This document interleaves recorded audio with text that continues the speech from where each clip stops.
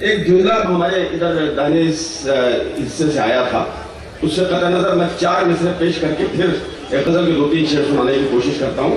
عرض کرتا ہوں خاص طور پر دوستوں، ہمارے یہ جو تماشے بن رہے ہیں سیاسی آج کل جتنے بھی، انہوں نے ہماری کتاب مقدس قرآن کریم کی بھی بے حرمتی ہوئی ہے۔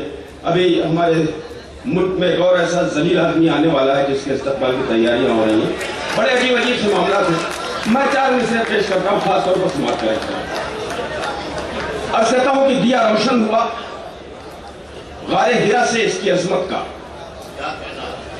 دیا روشن ہوا غار ہرا سے اس کی عظمت کا، یہ محراب حرم اور عرش کے زینوں پہ لکھا ہے۔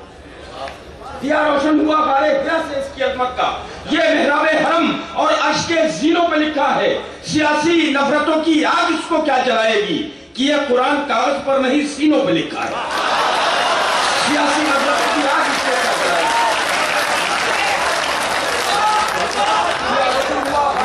اس کی عظمت کا، یہ محراب حرم اور عرش کے زینوں پہ لکھا ہے۔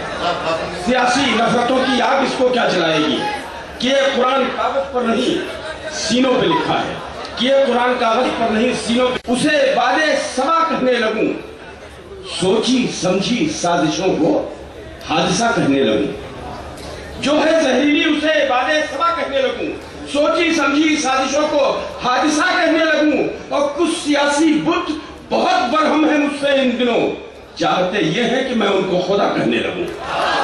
کچھ سیاسی بت بہت برہم ہیں مجھ سے ان دنوں، چاہتے یہ ہے کہ میں ان کو خدا کہنے لگوں، چاہتے یہ ہے کہ میں ان کو خدا کہنے لگوں۔ اور کہتا ہوں ایک مطلب اور ایک شعر کہ تمام عمر کسی بے وفا کے ساتھ رہے، تمام عمر کسی بے وفا کے ساتھ رہے، میرے چراغ ہمیشہ ہوا کے ساتھ رہے۔ تمام عمر کسی بے وفا کے ساتھ رہے، میرے چراغ ہمیشہ ہوا کے ساتھ رہے۔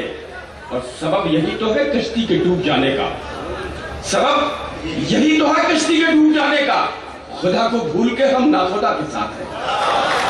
سبب یہی تو ہے کشتی کے ڈوب جانے کا، خدا کو بھول کے ہم ناخدا کے ساتھ رہے۔ اور